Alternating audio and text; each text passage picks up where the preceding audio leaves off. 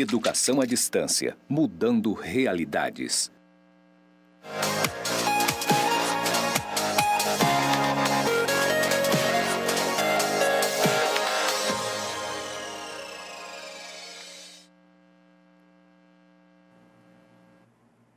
Olá, estamos começando hoje a disciplina de Economia Regional.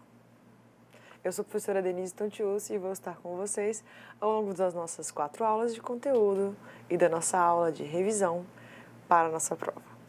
Vamos conhecer um pouquinho sobre a disciplina? Vou começar mostrando o meu currículo. Meu nome é Denise Tontiucci e eu sou bacharel em Economia pela Universidade Federal do Paraná. Tenho pós-graduação em Didática do Ensino Superior e sou mestre em Administração pela Universidade Federal de Rondônia. Nessa nossa disciplina, vamos conhecer um pouquinho mais sobre a nossa ementa. Primeiro, nós vamos começar com os conceitos fundamentais de economia. Esse é o conceito que a gente vai ver na aula de hoje. Nesses conceitos, nós vamos entender as partes básicas da disciplina, o que a economia fala, qual é o seu objeto de estudo, como ela funciona. Ao longo da disciplina, nós vamos discutir também um pouco sobre a modernização dos processos de produção, como que esse processo de produção pode ser mais moderno. Vamos falar de alguns setores e atividades econômicas que estão em expansão no estado de Rondônia e vamos focar também em algumas políticas públicas de desenvolvimento econômico regional. Na nossa disciplina, nós temos alguns objetivos a serem alcançados. Os objetivos principais dessa disciplina são, primeiro, conhecer o cenário econômico regional do estado de Rondônia. Muitas vezes a gente estuda tantas coisas, né? E a nossa realidade a gente acaba deixando para um segundo plano. Então, nessa disciplina, nós vamos ter esse foco no nosso estado de Rondônia. Também, nós vamos entender o papel das políticas públicas de desenvolvimento econômico regional. Na teleaula 1, na aula de hoje, os conteúdos que nós vamos trabalhar é a questão das noções elementares de fundamentos da economia. Vamos falar sobre fundamentos da economia, motivos por que estudar economia e foco para esse assunto que é o principal da aula de hoje, que é a questão dos 10 princípios da economia. Um conceito bem legal que a gente vai ver no livro de um professor de economia americano, o professor Gregory Mankiw. Ele resume a economia em 10 grandes princípios e é aqui que a gente vai passar a maior parte da nossa aula de hoje. Vamos falar um pouquinho sobre o fluxo circular da atividade econômica e vamos discutir as divisões didáticas da economia.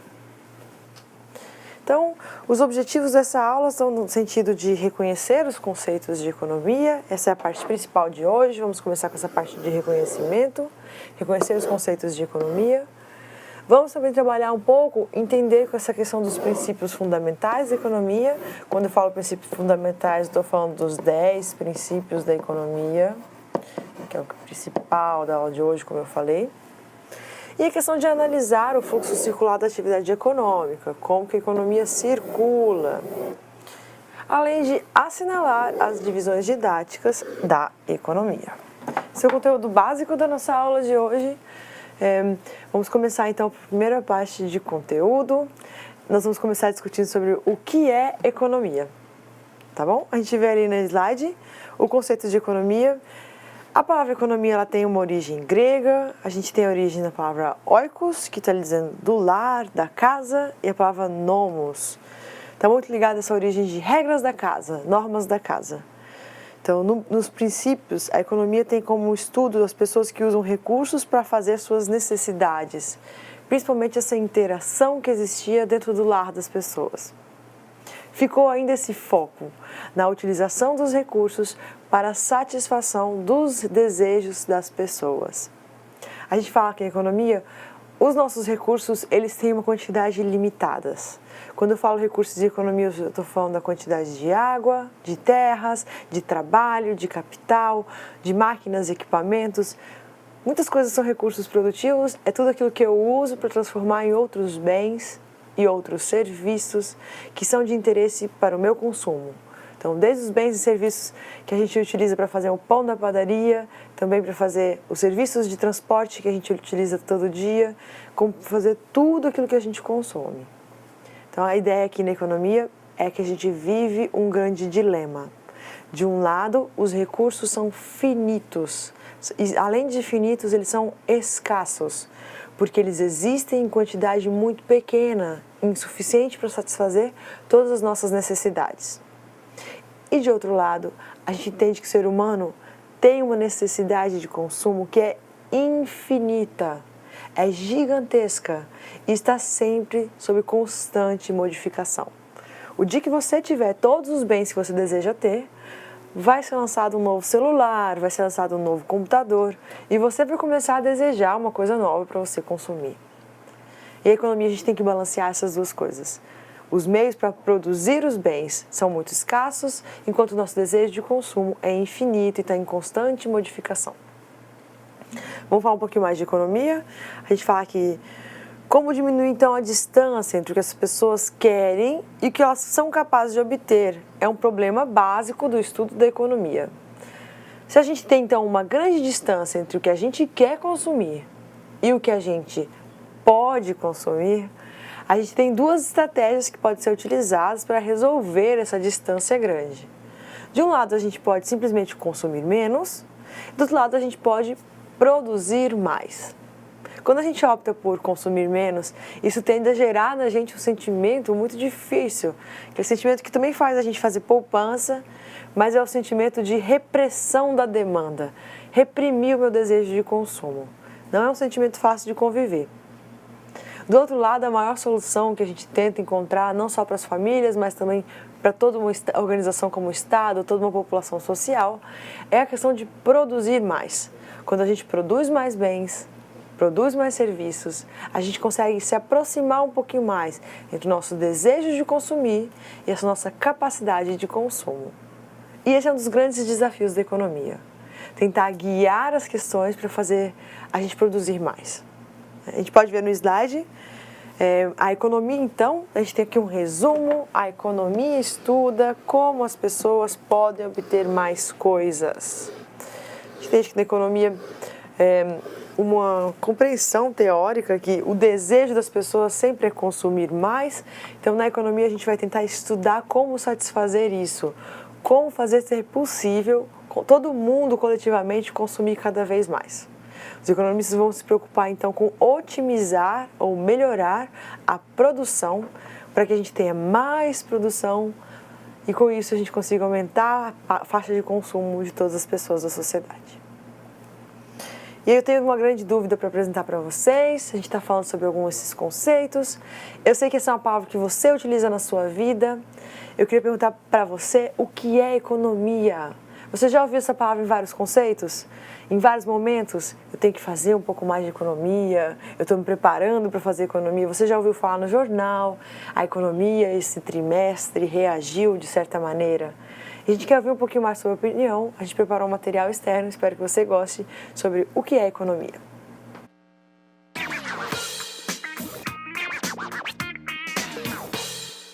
Olá! Você já percebeu como a economia faz parte do nosso dia a dia? Em casa ou no trabalho, sempre buscamos fazer a escolha certa, seja na hora de comprar uma passagem, trocar de carro ou contratar algum bom serviço. Hoje você acompanha a opinião de várias pessoas sobre o tema economia. Vamos lá? A economia é tudo. Tudo que vai fazer hoje faz parte da economia. Se você vai comprar, você tem que comprar e pensar na economia. Você vai no mercado comprar, você tem que comprar o necessário. A economia, quando a gente vai no mercado, né, a gente tem que fazer o preço, pesquisar os preços para ver qual lugar que é mais barato. Você vai numa loja, você vai comprar um calçado, uma roupa ou um sapato, é um preço. No outro lugar você vai, é outro. A economia, para mim, é a engrenagem que gira o mundo. Sem ela, não tem o movimento de compra e venda que vira um ciclo até vicioso, né? Que quem compra, vende e fica sempre cíclico, virando uma roda, né?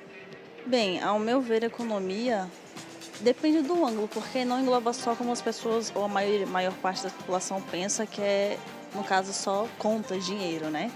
Vai desde da campanha de uma publicidade, de marketing, desde o setor administrativo. Na verdade, tudo que de forma direta ou indireta envolve lucro, né? Arrecadação ou investimento, tanto para a produção, quanto para a conclusão do produto, quanto para a divulgação ou para a massa mesmo. Eu acredito que para conceito de, assim, para você ter o conhecimento mesmo assim do que você está comprando, adquirindo, as taxas de impostos, para você conhecer mesmo mais do setor de mercado financeiro, sim, ele é realmente importante, a economia. Não o conhecimento profundo, mas pelo menos o básico é necessário para todo mundo. Se refere a todos os aspectos que envolvem a sociedade no sentido de trabalho, renda, né? Aquisição, comércio, né? Basicamente a vida da gente gira em torno da economia, de uma certa forma. A economia seria guardar para o futuro, né? Ou poupar, né? Pensar futuramente. Tá ligado a saber priorizar as coisas. Acho que a pessoa econômica, ela sabe julgar algo melhor. Por exemplo, ela não aceita só aquilo que é dado para ela, por exemplo, um preço alto. Ela pesquisa os preços e não sei, compra algo mais barato, mas verifica a qualidade também. Acho que para melhor atender as necessidades dela.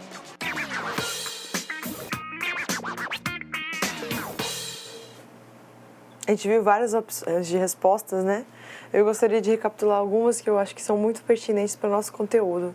A economia para a gente é essa questão que estuda em geração de emprego, de renda, produção de bens e capacidade de consumo. Esses assuntos estão todos muito interligados, tá? Não existe como a gente produzir um bem sem a gente gerar uma renda. Toda produção de bem gera renda para alguém, seja na forma de salários ou na forma de lucros. E aí, ao mesmo tempo, quando a gente está gerando produção e renda, a gente está tendo também mais geração de emprego e possibilidade de consumo. É um assunto muito atrelado, muitas vezes nossos desejos, as nossas satisfações humanas, as nossas realizações passa por essa questão da economia. E isso é um dos grandes objetivos da economia, estudar realmente as necessidades humanas. Eu falo isso porque as necessidades humanas sempre estão modificando. Se você pensar na década de 80 ou 90, ninguém falava em fazer um telefone celular ou um smartphone. Isso não era uma coisa tão popular como é hoje em dia. Hoje em dia, nossa sociedade gira muito em relação às tecnologias que nos conectam com o mundo. O computador, o celular, de forma geral, os produtos ligados à internet. E essas necessidades humanas, elas estão sempre sendo modificadas. Nós satisfazemos as nossas necessidades, a gente vê aqui no slide, por meio de dois tipos de bens. Os que a gente chama de bens econômicos e os que a gente chama de bens não econômicos. Os bens econômicos são aqueles que a gente pode ser trocado por dinheiro, eu posso produzir e trocar. A economia vai se focar em estudar esse tipo de bem. Já os bens não econômicos são aqueles que a gente não consegue comercializar, né? Estão ligados até à nossa qualidade de vida, como, por exemplo, relações interpessoais, outros tipos de coisas que estão ligadas às nossas necessidades humanas. Mas a economia vai se focar em como os bens econômicos ajudam a gente a satisfazer as nossas necessidades humanas. Como a gente vê aqui no slide também, os bens econômicos podem ser resumidos como coisas que podem ser trocadas, coisas que eu posso comprar e vender. Os economistas estudam as necessidades humanas, mas limitam sua atenção aos bens econômicos, isso é, as coisas que podem ser trocadas. Por isso, os economistas estudam a produção, que é o ato de criar alguma coisa que irá satisfazer as necessidades humanas.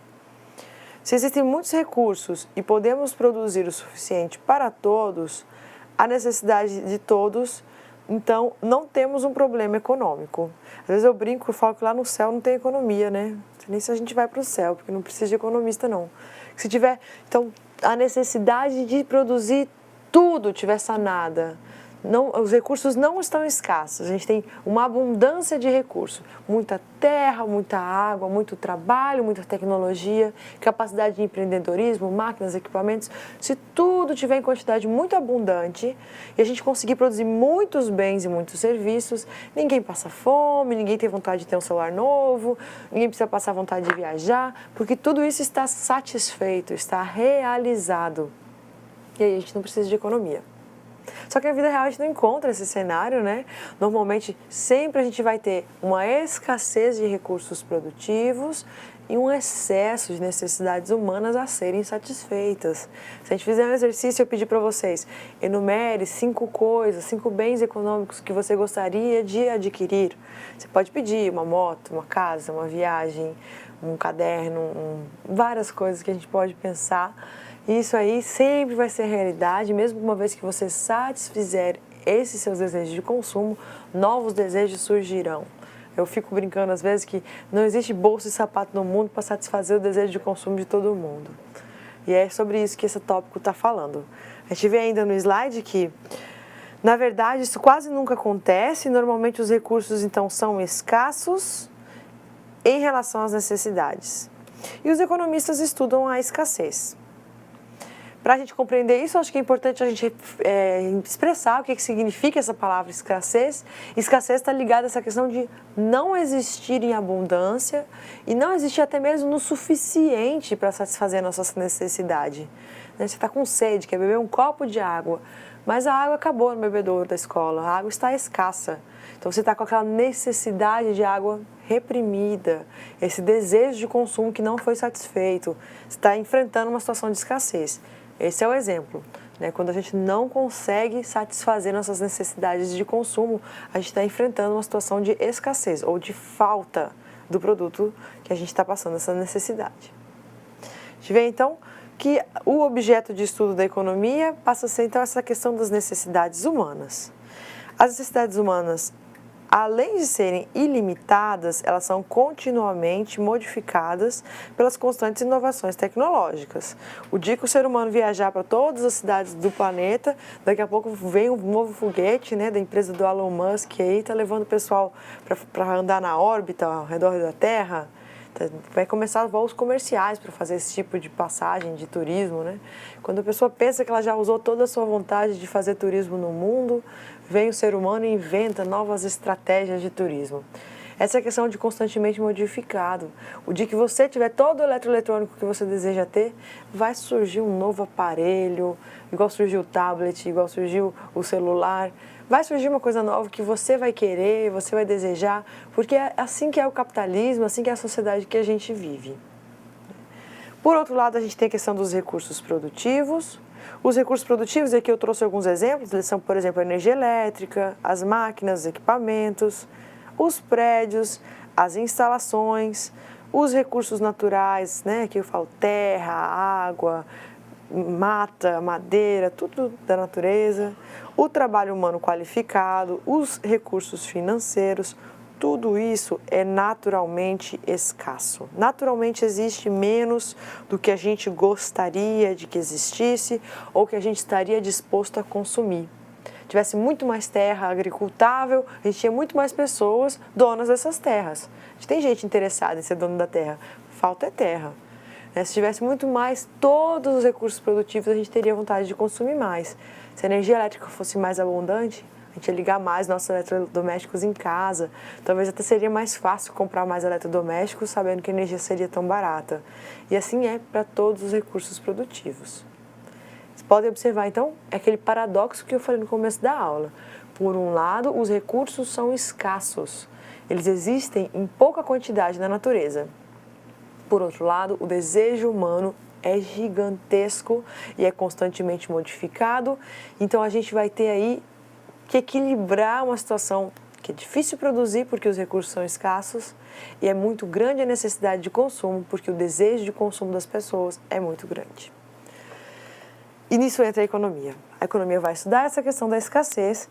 A escassez de recursos produtivos torna-se, então, um problema econômico fundamental.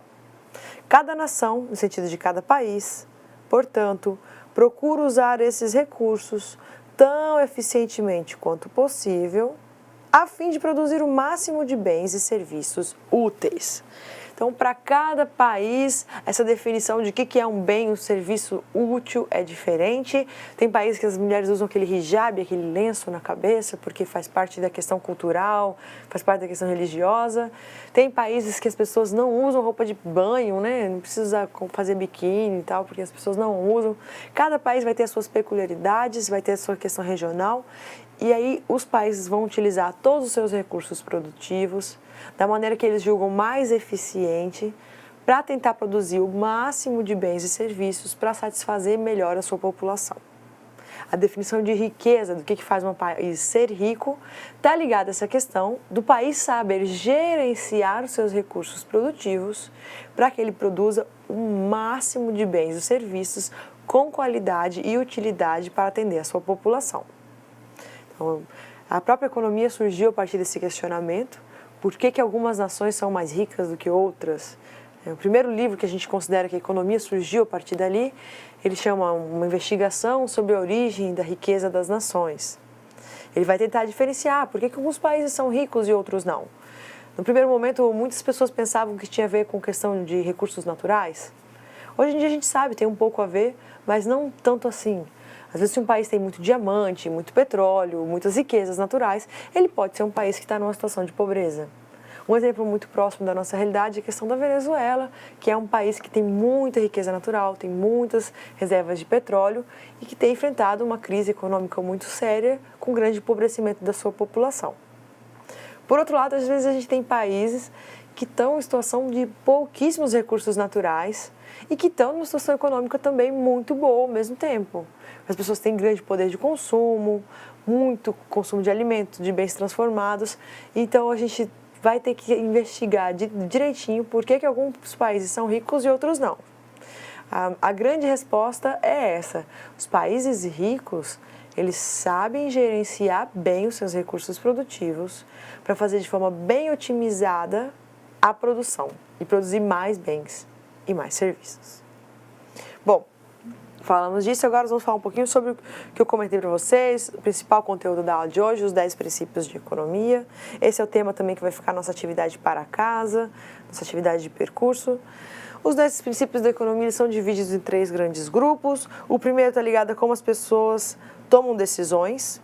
Ele está ligado às pessoas que enfrentam trade-offs, que nós vamos falar sobre isso. O custo de alguma coisa, o que você desiste para obter essa coisa.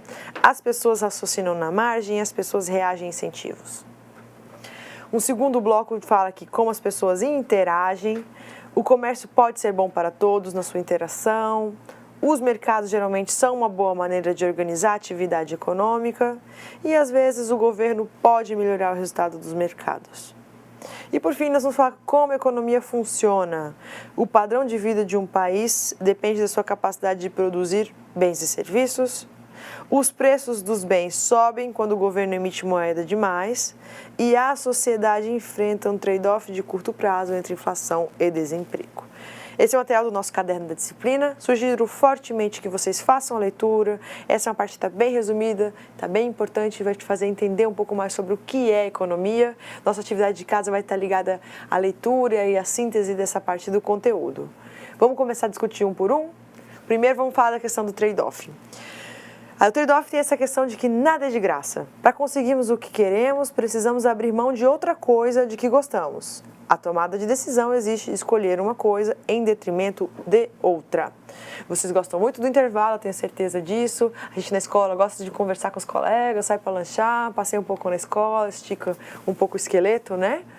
Mas você sabe também que para você aprender a disciplina, você tem que prestar atenção durante a aula, tem que se dedicar à aula e tem que deixar essa diversão para a hora do intervalo.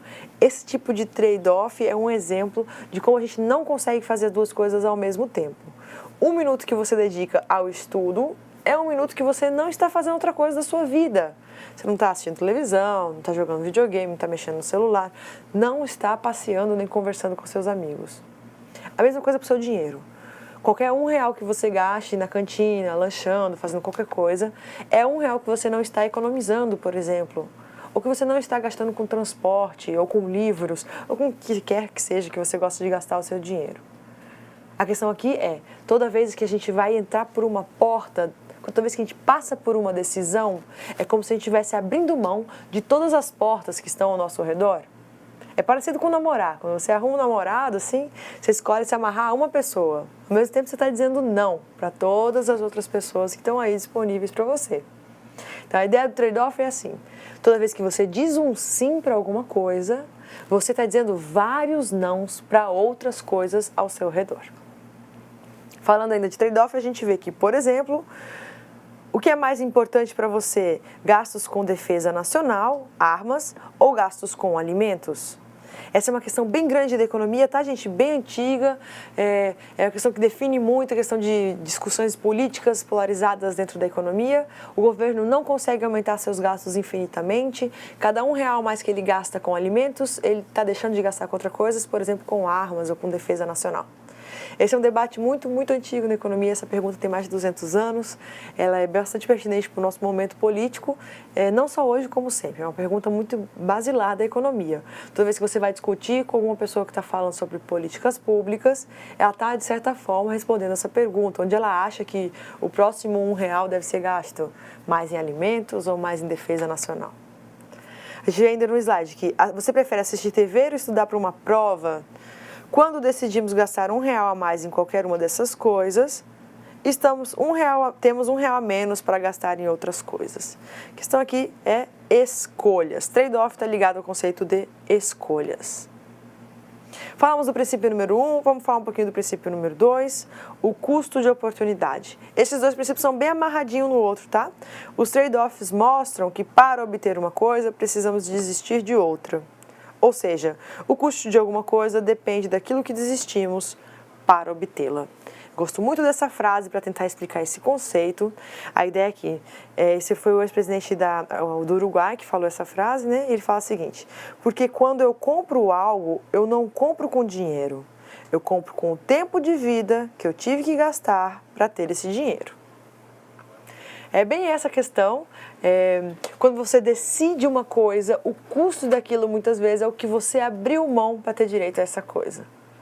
Principalmente para profissionais liberais, isso vale muito. Se a sua diária de trabalho está valendo aí 50 ou 100 reais, quando você compra uma coisa, é a mesma coisa que entregar um dia da sua vida em troca desse bem. Eu gosto muito desse conceito para pensar a minha vida. Eu falo muito para os meus alunos, eu leciono aqui no Instituto Federal, eu dou aula à noite, geralmente nos cursos de graduação. Eu falo para eles assim: quanto que vocês pagam para estudar aqui à noite? O pessoal geralmente fala: estudo de graça, eu não pago mensalidade. Algumas pessoas às vezes pensam no custo de transporte ou do lanche ali da cantina. Eu falo: é muito mais do que você está imaginando. O custo que você está tendo aqui é muito maior do que você está imaginando. Se você pegasse todas essas horas que você está se dedicando a essa graduação e usasse para ter um emprego de 4 horas durante a noite, geralmente é um emprego que remunera melhor. Você pode estar trabalhando de garçom, num posto de gasolina, você pode encontrar vários tipos de emprego para trabalhar essas horas. Imagina quanto você poderia estar ganhando se você tivesse esse nível de comprometimento com uma fonte de renda. Esse é o custo de fazer uma faculdade. O tempo que você está se dedicando, e aí você está escolhendo usar esse tempo para estudar, ao invés de estar escolhendo esse tempo para produzir renda. Então, essa é uma maneira muito interessante de pensar a vida. Eu sugiro que vocês reflitam sobre esse princípio. Esse é um princípio muito importante para você pensar a sua vida mesmo, que o que você faz com o seu tempo, ele tem um custo, e o custo é o que você poderia estar fazendo para estar ganhando dinheiro nesse tempo. É uma maneira que muda muito o jeito da gente pensar a vida. Continuando, vamos falar um pouquinho sobre o princípio 3. O princípio 3 fala que as pessoas pensam na margem. A ideia de pensar na margem é pensar na existência de extremos. Isso significa que a economia preocupa-se com os benefícios que podemos ter com os pequenos incrementos de consumo de bens ou serviços. Está muito ligado à substituição de máquinas e pessoas, tá?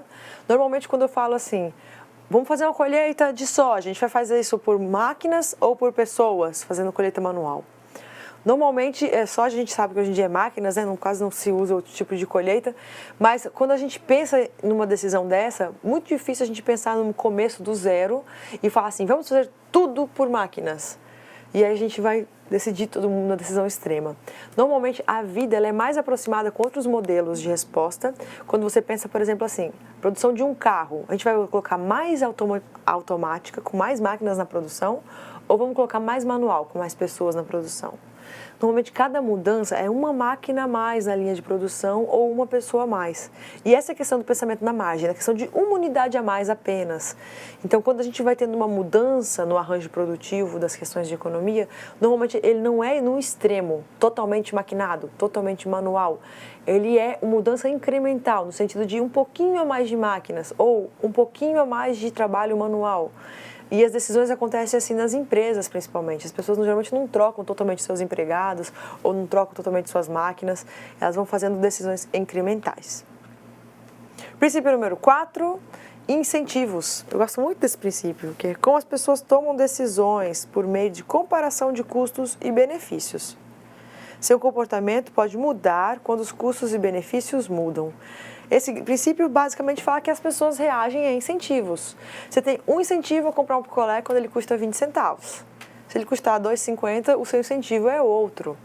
Toda vez que você vai decidir pelo consumo, você faz um cálculo mental de custo e benefício. Então, sempre você vai tentar equilibrar aí.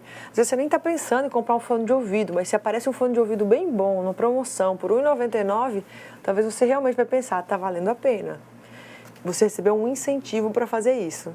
Por outro lado, às vezes você pode estar até precisando de um fone de ouvido, mas você chega lá, ele está custando R$50, você vai calcular que você pode ficar mais um tempo sem fone de ouvido.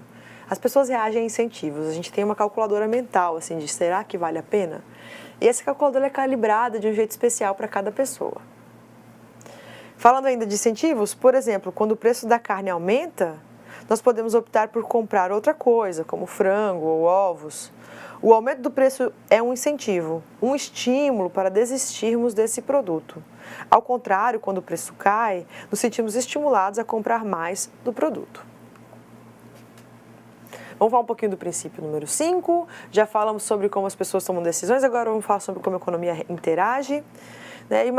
Vamos falar um pouquinho sobre comércio. Imagine se tivéssemos que produzir todas as coisas que queremos consumir. Isso significa que teríamos que ter recursos humanos e naturais para tudo. E isso dificilmente acontece em nenhum país do mundo. Nós consumimos hoje, gente, produtos produzidos no mundo inteiro. Você olha a sua roupa, você vai ter produtos produzidos na Ásia. Você observa a sua alimentação. A gente consome trigo que vem da Argentina, a gente consome coisas que vêm do mundo inteiro. E isso é uma coisa boa. O comércio muitas vezes melhora a qualidade de consumo do mundo. Hoje a gente tem acesso a roupas mais baratas porque elas vêm da China, a gente tem acesso ao pão mais barato porque o trigo vem da Argentina e assim sucessivamente para vários produtos. Falando ainda do comércio, a gente vê que é mais interessante termos relações comerciais com outros países, pois poderíamos produzir aquilo em que somos mais eficientes e comprar as outras coisas dos outros países. Isso aumenta a variedade de bens que estão disponíveis para a gente consumir. A gente tem frutas diferentes, produtos tecnológicos diferentes. Não foi o Brasil que inventou o computador, nem o celular. Por causa do comércio, a gente tem acesso a essas tecnologias que chegaram para a gente por meio de trocas. Falando mais um pouquinho do comércio, a gente vê que é mais interessante termos relações então comerciais com esses outros países, também por uma questão de ajudar a diminuir os preços. Os preços caem quando a gente tem comércio internacional. A gente tem acesso a lugares onde os produtos são produzidos de forma mais barata. Por exemplo, as coisas que vêm da China, né? Muito ligado à questão de comércio, vamos falar um pouquinho de mercado. Em uma economia de mercado, as empresas decidem o que, o quanto e como produzir, além de quem contratar. As famílias decidem o que comprar, o quanto comprar e onde trabalhar. Essas interações entre as empresas e as famílias têm algo em comum, o preço e o interesse próprio. A gente fala então que governados pelo preço e pelo interesse próprio, tanto as empresas quanto as famílias buscam no mercado as escolhas mais racionais para si próprio. Você vai tentar um emprego naquilo que remunera você melhor e a empresa vai buscar aquele funcionário que seja mais produtivo ou aquela estratégia de produção, seja ela comprar mais máquinas ou contratar pessoas, que seja uma estratégia mais produtiva. Motivado por essa questão que parece até um egoísmo, né? O interesse próprio, a gente vai se organizando dentro do capitalismo, todo mundo buscando o interesse próprio melhor, buscando melhores preços mais adequados, e assim a gente vai caminhando coletivamente para uma situação mais próxima daquela questão de usar eficientemente os nossos recursos produtivos para produzir mais produtos, mais bens e mais serviços, que é o grande desafio da riqueza das nações. Então, é muito motivado por essa questão pessoal, cada um tenta produzir o melhor, cada um tenta ter a maior renda, não por uma questão de desejo de ser bem pelo coletivo, não por uma questão de patriotismo, mas sim por uma questão de conseguir uma posição melhor na vida. E isso faz com que a gente caminhe para uma situação coletiva de maior produtividade. Assim diz a teoria econômica. É diferente daquele paradoxo que eu estava comentando, de ter poucos recursos produtivos e muito desejo de consumo. Aqui, a gente não tem forças contrárias, a gente vai ter uma força que vai se conectar. A empresa, ao fazer uma escolha mais egoísta, de tentar uma coisa mais eficiente, e aí as famílias fazerem escolhas mais egoístas de buscarem preços menores para os seus produtos de consumo e rendas maiores dos seus salários, juntas estão caminhando para uma situação de maior produtividade, aumento da produção de bens e serviços. É bem bonito na teoria, né? Acontece um pouco na prática, mas é bem mais bonito na teoria. Vou falar um pouquinho do princípio número 7, a questão dos governos. A questão aqui é que os governos podem ajudar a melhorar os resultados do mercado. O governo serve como um protetor dos direitos, regulando a economia e buscando eficiência e equidade. Eficiência é essa questão de produzir mais com menos, e equidade é um conceito muito específico de igualdade, quando a gente consegue tratar os diferentes de forma diferentes. Aqui a gente tem uma figura que eu gosto bastante, você vê várias pessoas dividindo, consumindo de um mesmo copo, e aí outra pessoa que está consumindo desse copo coletivo e de um outro copo que é só dela, né? Às vezes o governo pode afetar esse tipo de distribuição, a gente vê isso na prática, por exemplo, com leis como o imposto de renda. O imposto de renda ele funciona assim no Brasil, existe uma faixa de isenção, até uma faixa de mais ou menos R$ 1.500, R$ 1.800 por mês, ninguém paga nada de imposto de renda. Mesmo quem ganha 100 mil por mês, os primeiros 1.500, essa pessoa não paga imposto de renda. Assim é para todo mundo. E aí, à medida que a pessoa vai ganhando um salário maior, outras faixas vão ser tributadas com um valor progressivo. Progressivo porque ele começa com uma taxa menor e vai subindo, 7%, 9, 10, 12, dependendo da faixa. Então, quando você ganha R$ 2.000, o seu salário, acima da faixa da isenção, acima de R$ 2.800 por mês, esses R$ 200 que estão acima de 1.800, ele começa a ser tributado com 7,5, que é a nossa primeira faixa de tributação de imposto de renda. E assim é sucessivamente até chegar à faixa dos 27,5. Esse é um exemplo de como o governo está afetando a realidade para tentar melhorar a distribuição de renda. Porque existe uma coisa muito forte na economia, que é o capital gera capital. Se você tem R$ 1 milhão, a chance que você vai juntar R$ 2 milhões é muito grande. E aí, quando você pensa que a gente está brincando de capitalismo há muitos séculos, a gente pode entender que existem famílias que estão acumulando patrimônio há muito tempo. E aí é muito diferente a situação de start, de começo da vida das pessoas. Tem pessoas que vão começar a vida com zero de capital e pessoas que vão começar com uma quantidade muito grande. E o governo vai tentar aí atuar para tentar gerar uma equidade, uma situação mais parecida com igualdade entre as pessoas. É importante que os governos façam isso para dar uma melhor qualidade de vida para toda a população. Seguindo, vamos falar um pouquinho sobre o padrão de vida. Para os economistas, o padrão de vida é consumo, né? A gente é bem simplista nesse sentido, a gente não está falando de evolução espiritual, não, a gente está falando de comprar mesmo. Padrão de vida de um país refere-se à forma como as pessoas vivem. Se vivem bem, são de médio ou alto padrão. Se vivem mal, são de baixo padrão. Para os economistas, viver bem ou mal está ligado ao seu poder de compra. A gente não está falando de evolução espiritual de ninguém, a gente não está falando de ser feliz, a gente está falando de quanto você consegue consumir. Então, o padrão de vida para um economista é quanto você consegue comprar de bens e serviços para aumentar a sua qualidade de vida. A gente vê que a renda é um bom indicador para medir o padrão de vida. Então, se você vê o padrão de consumo daquela renda, então, você percebe que o padrão de consumo de renda, ele muda, né? Às vezes, uma pessoa que ganha R$ 1.000 em diferentes regiões do Brasil, ela tem diferentes padrões de vidas. Tem cidades que são mais baratas, outras cidades que são mais caras. E o padrão de vida está ligado à renda e ao custo de vida do local onde a pessoa vive. Vamos falar um pouquinho sobre a inflação.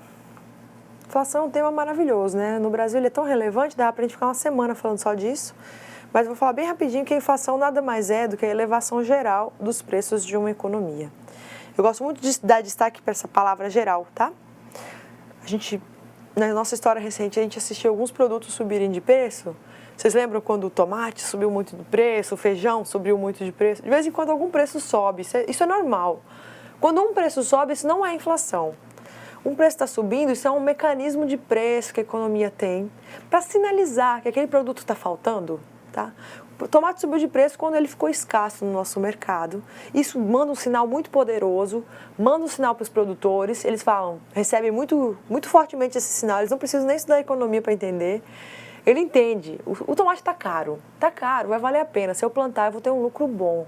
Então eu vou plantar e vou resolver esse problema da economia. A pessoa não está nem com a intenção de resolver o problema da economia, não. Só quer resolver o próprio interesse próprio, né? De ter mais lucro. Mas coletivamente, várias pessoas plantando tomate resolvem o problema da escassez. Por outro lado, o consumidor recebe uma mensagem muito forte também quando o preço aumenta. Ele recebe a mensagem, se o tomate sobe muito de preço, você entende. Na sua salada é melhor ter mais pepino, ter mais alface, é melhor cortar um pouco a quantidade de tomate, porque está ficando muito caro. E com isso a gente resolve também o problema da escassez, que o produto se torna menos desejado por aquelas questões de incentivo que a gente falou. O preço está incentivando a não consumir. E isso, gente, não é inflação. O preço ele é uma ferramenta que a economia tem para se autorregular, para a gente descobrir quanto que vai produzir de cada coisa. Imagina que você tivesse um trabalho de casa agora, que você vai assim, ter a tarefa de descobrir tudo que o Brasil vai produzir de todos os bens e serviços. Desde alface, tomate, a todos os bens alimentícios, todos os bens de consumo, de produção. Olha que tarefa difícil. A gente não consegue fazer isso com a nossa racionalidade humana, sentar uma comissão de pessoas e decidir essas coisas. Essas coisas são decididas no jogo do mercado, entre compras e vendas, inclusive muito organizada por causa dos preços. Quando o preço sobe, isso é um sinal, esse produto está em falta na economia, esse é um grande motivo para um produto só subir de preço. A gente tem duas reações. Os produtores produzem mais daquele bem e nós, como família, como consumidores, a gente reprime o consumo daquele bem, a gente consome menos. Isso dá uma equilibrada no preço. Tá? Então, isso não é inflação. O que é a inflação, então? A inflação é quando a gente tem um coletivo de preços subindo. Várias coisas subindo ao mesmo tempo. Os produtos no supermercado, os serviços, o transporte, os serviços educacionais, tudo subindo junto. Isso é uma inflação. Inflação é aquele aumento contínuo, generalizado do nível de preços. Ele é muito nocivo, é muito perigoso, porque ela afeta o que a gente acabou de falar, que é a questão do padrão de vida. À medida que sobe o preço da inflação, né, o preço das coisas, a gente se torna mais pobre, principalmente as pessoas assalariadas, as pessoas que têm renda fixa. Outros problemas que a inflação causa é a questão de desregular o planejamento, seja o planejamento familiar, né, financeiro familiar, seja o planejamento financeiro das empresas. Quando a gente não tem planejamento, às vezes a gente está numa situação insegura, a gente nem sabe. A gente está à beira da falência e nem sabe. A inflação pode gerar isso. O nosso princípio está falando que a inflação acontece quando todos os preços ou muitos deles aumentam, e o que a gente tem para falar em inflação é que o resultado é que a mesma quantidade de dinheiro não compra mais a mesma quantidade de produtos no tempo. Portanto, dizemos que quando os preços sobem, ou seja, temos inflação, nosso poder aquisitivo diminui, nosso poder de consumo cai. Isso está tudo ligado ao nosso último princípio, o 10º princípio da nossa aula de hoje. Foi intenso, né? Muito conteúdo, né, gente? Existe uma relação inversamente proporcional entre inflação e desemprego. Vamos falar o que é inversamente proporcional? Esse é um conceito da matemática. A economia gosta muito de se aproximar da matemática. Gente, na matemática vocês estudaram as coisas que são diretamente proporcional e as coisas que são inversamente proporcional. Eu gosto de fazer na mão assim para a gente poder visualizar, tá? Por exemplo, se você pensar assim, quanta distância você anda e a velocidade que você anda. Quanto mais rápido você anda, mais distância você corre. É uma relação diretamente proporcional. Aqui a gente está falando de uma relação inversamente proporcional. Vai funcionar assim, quanto mais um sobe, mais o outro cai. Então, quando sobe o desemprego, cai a inflação. Quando sobe a inflação, cai o desemprego. Eu queria mostrar para vocês, esses são dois problemas que a economia tem. A inflação é um problema, o desemprego é outro problema. E eles caminham em sentido opostos. Quando a inflação está subindo, normalmente a gente vai observar uma queda no desemprego. Quando a gente está tendo muito desemprego, normalmente a inflação está muito controlada. Agora, em 2018, a gente está observando o desemprego bastante alto e a inflação bastante controlada. Quando a gente volta a ter um crescimento, a economia cresce, se aquece e a gente diminui o nível de desemprego, porque as empresas voltam a contratar, normalmente a gente assiste uma acelerada da inflação. É bastante difícil isso, são dois grandes problemas, nenhum deles é bom, né? Então, os economistas, quando vão desenhar políticas públicas, estão sempre tentando equilibrar. O que eu vou preferir aqui? Eu vou mais inflação ou mais desemprego? E aí a gente fica, assim, nessa dúvida de qual mal optar. A gente vê aqui que isso quer dizer que quando aumenta a inflação, diminui o desemprego, e quando a inflação cai, o desemprego sobe. Mas isso só ocorre quando consideramos um período curto de tempo, por exemplo, apenas alguns anos. Por isso, há uma grande preocupação dos economistas quando a taxa da inflação do nosso país começa a subir. Principalmente no Brasil, que a gente tem esse histórico muito grande de um problema muito forte de inflação. A inflação é um problema sério no nosso país. A gente já tentou enfrentar ela várias vezes. Na década de 80, nós tivemos vários planos de tentar conter e só o Plano Real realmente teve sucesso. Vamos resumir um pouquinho sobre o que a gente falou de economia na aula de hoje? A gente preparou um material para trazer um resumo, agora que nós estamos chegando ao final da nossa aula. Vamos assistir? O que é economia? A economia nada mais é que o estudo das escolhas. De forma mais clara, significa moderar e controlar despesas. Economia é o meio de você gastar menos energia e ajudar o meio ambiente, a natureza e os recursos renováveis. É quando, tipo, você sai lá do quarto e apaga a luz, aí eu vou economizar, entendeu? Rapaz, não sei não. Poupação e diminuição de gasto. Basicamente, a economia, eu acho que é algo responsável por conseguir um equilíbrio entre os bens e os serviços limitados e as vantagens ilimitadas. A economia é saber administrar o dinheiro, é planejamento. Hoje, vivemos em uma sociedade consumista, que gosta de satisfazer seus desejos através das compras. Celulares, roupas, sapatos, perfumes, computadores, uma infinidade de produtos ilimitados. Mas o problema não está em consumir, está no exagero. Por isso, é importante saber diferenciar o que é consumismo do que é necessidade.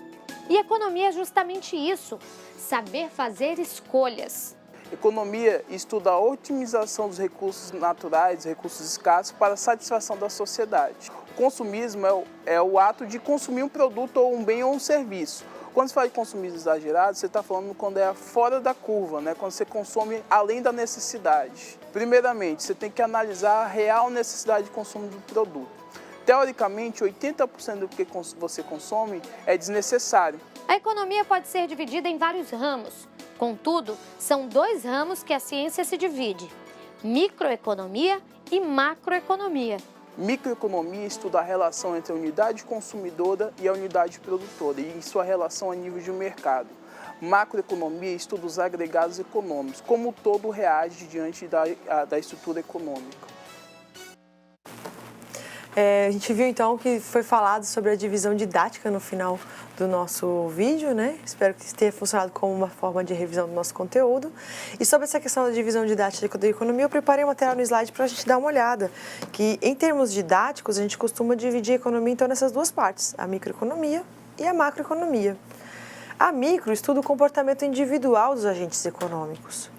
Os agentes econômicos são os indivíduos, as famílias, né, as empresas, todo mundo que está dentro do mercado. Quando eu falo empresas, a gente está falando, né, os comércios, indústrias. Os indivíduos são eu e você, as famílias, as pessoas como consumidoras, né? Mesmo os empresários, quando a gente pensa neles, eles são indivíduos que fazem decisões de escolhas de consumo. E o governo, né? Como a gente interage além das organizações não governamentais. Nessa interação da microeconomia, a gente tem a tributação, que vai afetar a nossa vida, a gente tem formas de abordar realmente estratégias de consumo, a gente tem políticas que vão evitar o consumo, o consumismo, políticas de salário, políticas de desemprego, tudo isso está ligado muito à questão da microeconomia. E a gente tem a questão da macroeconomia. A macroeconomia ela vai estudar, como a gente viu, os agregados macroeconômicos, que são o PIB, o PNB, a renda nacional, a renda per capita, a inflação, o emprego nacional. A unidade de referência da macroeconomia, portanto, é uma economia como um todo. Ela não vai estudar só os mercados, ela vai estudar a economia toda e não suas partes individualmente concentradas. Na microeconomia, por exemplo, eu posso fazer um estudo sobre mineração no estado de Rondônia, sobre transportes públicos no estado de Rondônia.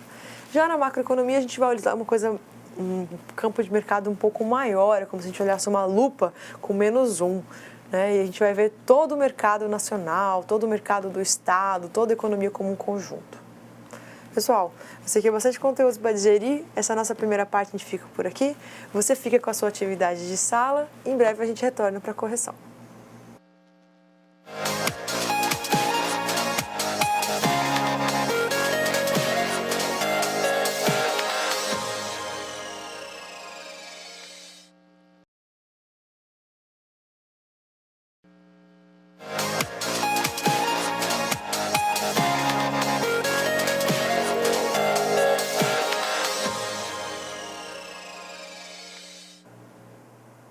Retornamos agora, então, para a correção da atividade, dessa que é a nossa primeira aula da disciplina de Economia Regional. Na atividade de hoje, nós tivemos, então, um texto para a gente fazer a leitura do texto e algumas perguntas relacionadas a esse texto. Vamos fazer a leitura do texto? O texto começa assim. Por um lado, as necessidades humanas são ilimitadas e periodicamente transformadas por inovações tecnológicas.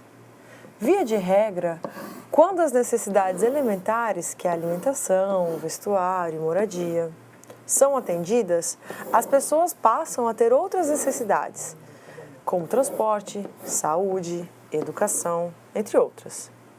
Uma vez atendidas as necessidades ditas materiais, o indivíduo passa a sentir outros tipos de necessidades, reconhecimento do grupo social que frequenta, status social, e assim por diante.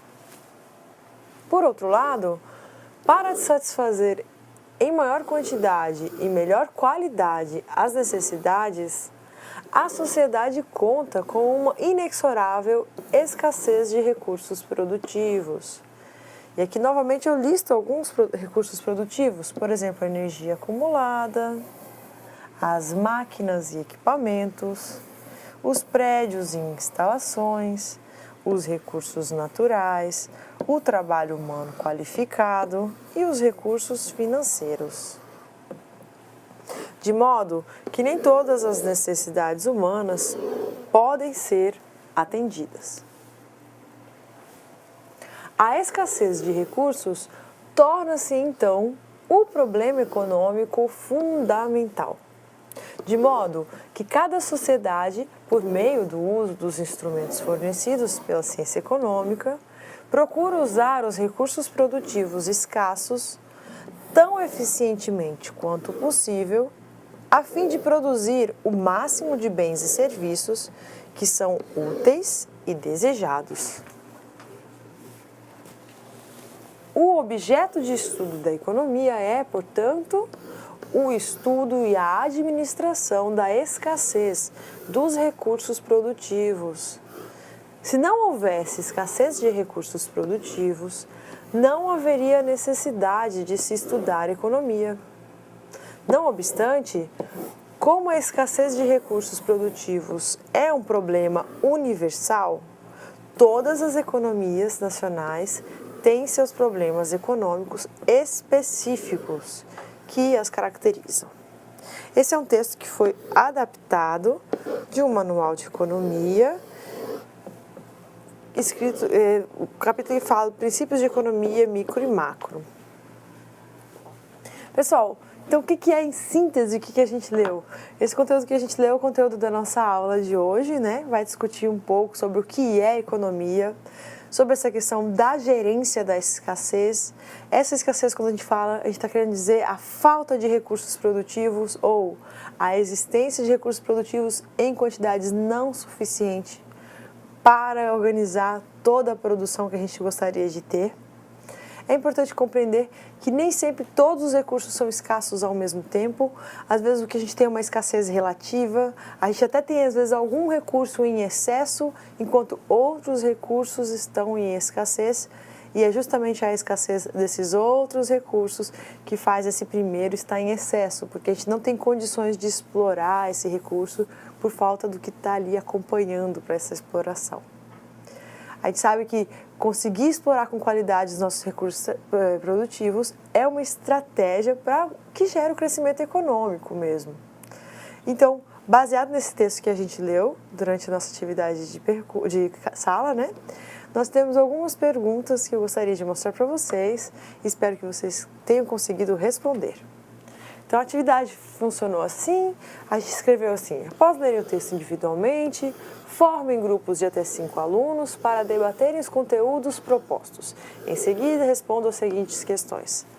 A primeira questão é a seguinte: defina recursos produtivos, citando 5 exemplos práticos. Na sua opinião, eles são realmente escassos?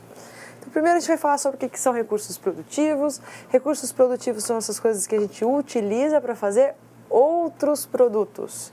Então, é tudo que a gente precisa utilizar para fazer outros produtos.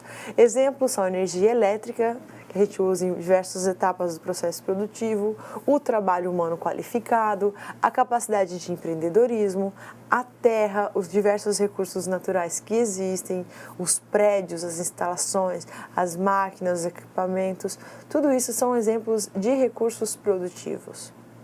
Sobre a escassez, a gente entende que ela pode relativamente ser diferente do que a gente está discutindo aqui.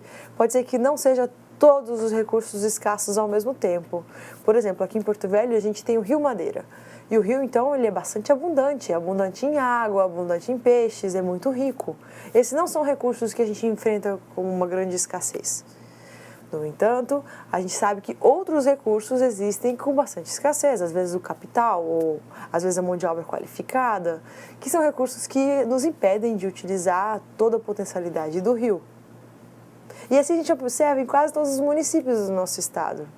Muitas vezes a gente tem uma abundância de terra produtiva, mas a gente vai ter uma ausência de outros recursos produtivos. A existência de recursos que possam se combinar e produzir bens úteis e desejados para a sociedade vai ser um grande indicador de qualidade de vida e de riqueza de uma nação. Vamos para a pergunta número 2? A questão número 2 vai trazer uma questão assim para a gente. O que se entende por necessidades humanas? Teça comentários sobre o que os economistas consideram, porque eles consideram-nas ilimitadas. No texto a gente tem uma descrição do que são as necessidades humanas, a gente fala que tem aquelas necessidades bastante básicas, que são alimentação, moradia, segurança, e que são as necessidades primeiras que a gente tenta sanar. Essa é uma teoria por trás dessa afirmação, existe uma teoria. Essa teoria é uma teoria que foi consolidada no modelo chamado Pirâmide de Maslow. Maslow é um estudioso que vai tentar elencar numa ordem de necessidades básicas, partindo do mais elementar para o mais complexo, quais são as necessidades humanas. Então, Maslow vai fazer pesquisas na área da psicologia, ele vai ser muito utilizado por teorias organizacionais da área da administração, e ele vai começar com a afirmação: as primeiras necessidades dos seres humanos são alimentação, segurança e moradia. Uma vez satisfeitas essas necessidades, a gente passa para um nível de necessidades mais complexas. O exemplo do texto são questões de saúde, transporte, que são serviços mais elaborados, que trazem uma melhor qualidade de vida para a gente, mas que não são tão básicos para a vida humana. À medida que a gente vai satisfazendo esses recursos mais elaborados, o ser humano passa para desejar coisas, às vezes, menos ligadas a recursos materiais, e sim mais ligados ao que o Maslow define como reconhecimento de si próprio, com a autorrealização e o status dentro da sua sociedade. A gente entende na economia que as necessidades materiais elas são quase impossíveis de serem totalmente realizadas, principalmente pela questão da humanidade estar constantemente modificando a cesta de produtos que nós temos desejo de consumo. Poucos anos atrás, ninguém ia imaginar que ia precisar ou desejar tanto de um celular, ou é muito difícil imaginar alguém querendo um iPad ou até mesmo um notebook, vários outros produtos de consumo que a gente não conseguia nem imaginar que a gente poderia desejar. E isso eu consigo imaginar que vai acontecer também no nosso futuro. Hoje a gente imagina o que a gente deseja consumir daqui para frente, mas é possível que a tecnologia nos surpreenda e que lance cada vez novos produtos que vão sempre trazer novas necessidades e vão se apresentar de formas desejáveis para a gente. Por isso a gente entende que o desejo de consumo do ser humano é ilimitado. Muitas vezes o aluno pensa, quando eu começar a trabalhar, quando eu tiver uma renda, quando eu ganhar R$1.000, e vou satisfazer meus desejos de consumo. Só que o que acontece na prática é que a gente vai tendo cada vez desejos maiores, muito ligados aos nossos níveis sociais. Quando você troca de emprego e começa a ganhar R$3.000 ou R$4.000, o seu desejo de consumo passa a ser adaptado para esse novo ciclo social. As pessoas que frequentam lugares à noite, as pessoas que fazem tipos de viagem. E isso acontece em vários patamares de consumo. Mesmo quem ganha 30 mil por mês, 50 mil por mês, 100 mil por mês, mesmo essas pessoas, se não fizerem uma reflexão sobre o seu consumo, acabam consumindo toda a sua renda. Porque a nossa sociedade é muito moldada assim. À medida que você aumenta seu status social, porque trocou de emprego, teve mais renda, montou sua própria empresa, está tendo sucesso, muito do seu status é realizado quando você manifesta o seu consumo. Quando você compra um carro novo, quando você reforma a sua casa, quando você usa roupas de marca. Isso está muito ligado a fatores culturais da nossa sociedade. E por isso que a gente entende que os desejos de consumo do ser humano são ilimitados e constantemente modificados. Espero ter respondido essa pergunta número 2, não tenha ficado dúvidas. Vamos partir para a questão número 3? A questão número 3 faz uma pergunta assim. Qual o objeto de estudo da economia? A gente fala aqui para usar o texto, né? Como referência para que você consiga responder, e caso tenha que exemplificar, busca elementos relacionados à economia de Rondônia. Qual que é o objeto de estudo da economia? Nós falamos durante a aula, a economia estuda justamente essa escassez. A escassez dos recursos produtivos. A gente tenta estudar como fazer o melhor casamento entre o que os recursos produtivos podem produzir e como isso vai sanar as necessidades humanas. É quase que um estudo aí de como consolar as pessoas, ou como fazer as pessoas serem mais felizes na sua vida econômica, né? Mas quando a gente vai ver qual é o objeto de estudo da economia, a resposta é essa, o estudo da escassez. Bom, gente, essa é a nossa atividade de sala, né? Essa atividade que nós apresentamos na aula de hoje. Eu gostaria de aproveitar esse momento para explicar um pouquinho como que vai ser a nossa atividade de casa, atividade de percurso que vai ficar para vocês fazerem, para a gente acompanhar a nossa disciplina, para a gente poder ter um aproveitamento um pouco melhor. A nossa disciplina é bastante rápida aqui na sala de aula, né? Vocês já estão acostumados com esse formato. A gente vem 50 minutos de conteúdo e tenta condensar muitas coisas. Mas para acompanhar melhor esse material, a gente produziu um caderno da disciplina, que é um livro, um capítulo de livro, que vai ter o conteúdo que foi discutido na aula de hoje, de uma maneira mais pausada, com mais exemplos e com uma explicação um pouco mais detalhada. Para realizar a atividade de percurso dessa semana, eu vou pedir que você faça a leitura do caderno da disciplina. A gente pode ver que a atividade de percurso, ela se chama Os 10 Princípios de Economia. Começa a valer a partir do dia 23/10 e ela tem que ser entregue até o dia 20 de novembro, 20/11. Nessa atividade, eu vou pedir que você faça a leitura dessa parte do capítulo do livro com bastante atenção sobre os 10 princípios de economia e que você elabore para a gente um resumo comentado de cada um desses princípios. Então, os princípios que nós vimos aqui, a gente viu esse slide, né, que está condensado todos os princípios, e a gente comentou também um por um cada um dos princípios. Eu gostaria que vocês comentassem para a gente como que você entende que as pessoas enfrentam trade-offs, por exemplo. Qual que é o trade-off que as pessoas enfrentam na sua vida? Você conhece trade-offs, eu tenho certeza. Você sempre está decidindo, se você tem R$5 no bolso, você está escolhendo, eu gasto com a cantina, eu deixo para gastar em outra coisa. Esse é um tipo de trade-off. Quando você sabe que você pode gastar a sua decisão só uma vez. Uma vez que você decidiu o que fazer com esses R$5, eles não voltam para sua mão, é só uma decisão e ela vai realmente ser definitiva. Esses são trade-offs, esse é o princípio número 1 que nós discutimos durante a aula. O segundo princípio que nós falamos é a questão do custo de oportunidade. De todos os 10, esse é o meu preferido. Esse é o princípio que eu acho que pode mudar a sua vida, ajuda a gente a enxergar as coisas de uma maneira bastante objetiva e bastante racional. A ideia é o seguinte: sempre que você está escolhendo uma coisa, você está abandonando várias outras opções que você poderia ter escolhido se você tivesse feito um trade-off diferente. Você vê que esses dois primeiros princípios são muito próximos. O trade-off é essa ideia de que um sim significa vários nãos. E o custo de oportunidade está ligado aos nãos que você disse, se torna o custo do sim que você teve que dizer. Então, tudo que você poderia estar fazendo com o seu tempo, ou tudo que você poderia estar fazendo com o seu dinheiro, são o custo de oportunidade das suas decisões. A gente tem vários momentos que o dinheiro, por exemplo, está rendendo muito no Brasil. A gente vai ter momentos que a nossa renda fixa, na história recente, pagou 15% ao ano, 20% ao ano de rendimento. Quando você decide fazer um gasto um pouco maior, você decide gastar R$1.000, o custo de oportunidade que você está tendo não é só os R$1.000 que você está gastando, mas é o que você está deixando de fazer com esse dinheiro, deixando de ter essa renda de 20% ao ano, ou seja, deixando de ganhar grátis R$200 por ano o resto da sua vida. É um peso grande para essa decisão, não é?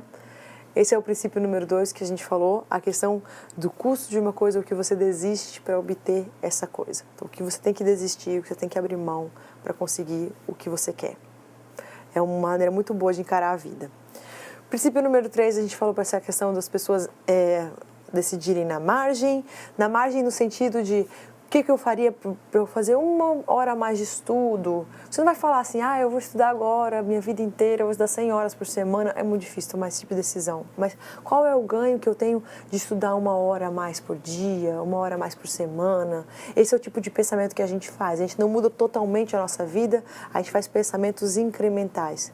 Depois que você já está estudando 2, 3 horas por dia, qual é a vantagem de estudar mais 1 hora? Talvez estudar a 4ª ou 5ª hora não seja tão vantajoso quanto as 2 ou 3 primeiras. Existe uma relação aí. As primeiras horas de estudo tendem a render muito mais, né? Então, muito ligado a esse princípio, você pode entender um pouquinho mais na leitura do capítulo. O 4º princípio que a gente falou, as pessoas reagem a incentivos. Esse é um princípio muito importante, muito verdadeiro. A gente sempre tem um cálculo mental de custo-benefício, do que vale a pena decidir na vida, tá barato, tá caro, tá custando muito, eu quero isso realmente. Então, entender como isso funciona na nossa mente é importante para entender a economia também. Outros princípios que a gente discutiu, a questão do comércio, como eles podem nos ajudar, porque a gente pode se especializar e ter uma variabilidade maior de produtos à nossa disposição. Falamos da questão dos mercados, como que a gente reage de uma maneira bastante egoísta nos mercados, mas isso ajuda a coletividade a entrar num processo maior de produtividade. E falamos também do papel do governo, que muitas vezes, ao atuar na sociedade, pode melhorar a qualidade de vida de todos quando ele melhora a distribuição de renda. O capitalismo ele funciona bem para produzir muitos bens. Ele não funciona tão bem para dividir a produção desses bens. Hoje em dia a gente está vendo a robotização, a tecnologia, a evolução da tecnologia, o maquinário, né? Como as coisas estão virando mais dependentes do capital. Desde a colheita, que é feita com máquinas, até a internet, hoje em dia tanta coisa automatizada, tecnologias de informação mesmo.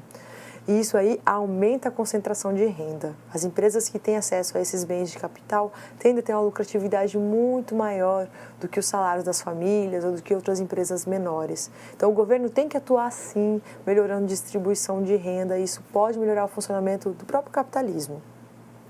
Nós falamos de outros princípios, falamos que o padrão de vida de um país depende da sua capacidade de produzir bens e serviços. Quanto mais a gente produz bens e serviços, maior é a qualidade de vida dentro de um país. Falamos que os preços sobem quando o governo emite muita moeda, a inflação acontece principalmente quando o governo imprime dinheiro. E falamos da triste relação que existe entre desemprego e inflação. Lembra que a gente comentou? Aquela relação inversamente proporcional, quando um sobe, outro cai. Então é como se a gente tivesse que escolher qual dos dois a gente vai ter que lidar naquele momento, ou mais inflação, ou mais desemprego. Esses são princípios muito importantes que resumem uma ideia geral do que a economia estuda. A proposta da atividade de casa, então, é que vocês façam a leitura do caderno e produzam um resumo, uma síntese desses princípios. Eu espero que seja uma experiência de crescimento para você. E assim a gente termina a aula de hoje. Aguardo você semana que vem.